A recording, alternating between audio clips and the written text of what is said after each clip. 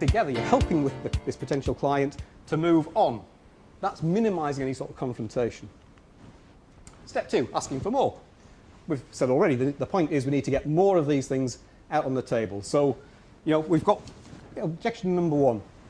Is there anything else stopping us from moving ahead if we can answer that question for you? Right, before you dash off and start giving your answers. Or you seem to have a number of concerns. What else is bothering you? Let's make sure we cover all those things. Write them down. What are we doing here? This is actually putting us in control. A little bit of control here. We're getting out a finite list of concerns. Now, don't make... if you go back and say, any more, and you've got a list of 20, what might have happened? What might we have done wrong if we got a huge list of objections? We probably haven't done the selling right in the first place. We haven't understood the requirements and done the proposal right or the quotation. Whoops. Sorry, I'm just looking on that.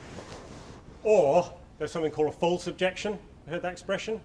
If something's not a real objection. What's a false objection? Indifferent? Sorry? They're indifferent. They're indifferent, right? So the client doesn't really care. So you haven't actually sold to them yet. Right? So you're trying to close something you haven't sold. What else might there be? They think they've got to. That's right. A lot of buyers are trained to actually act in a certain way. Actually, buying is harder than selling. You think you've got it tough. Right? It's even harder to buy. We've worked in consultative roles where we've actually had to buy things. Quite often you listen to sales propositions from teams of salespeople and you go, God, that's all the same, isn't it? They're all the best at this and the fastest at that and whatever. What do you think you buy on then? Price. Quite often, if you go, oh, they all look the same to me, oh, who's the cheapest? So you might get false objections because a company's buying process actually demands that they get 3 other quotations or something as part of that situation. So if you get that kind of one objection after another, basically what the customer's saying, I don't really want to buy from you. I've already decided I'm going to buy from somebody else, but I have to put 2 quotations in or 3 quotations into our procurement department.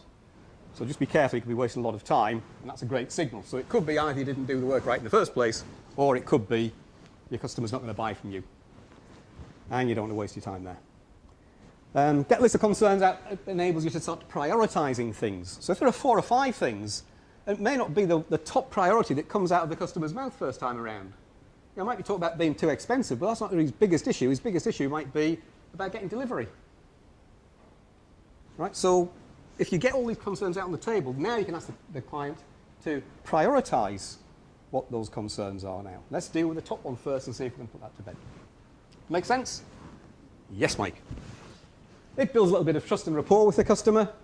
As Brian said, it points out it's kind of a way of detecting false objections if they just keep coming back again and again. And it also then allows you to do a test close. You've got your list of 3 or 4 important concerns from the customer, and now I can actually take, at this point, say, OK, if I haven't addressed those to your satisfaction, can we move ahead with the order today?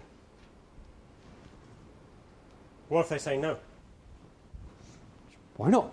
Yeah. What else is on your mind? Right. So you haven't asked for enough mores. Right. Step 3, exploring objection. Let's just kind of take this one as a last bit.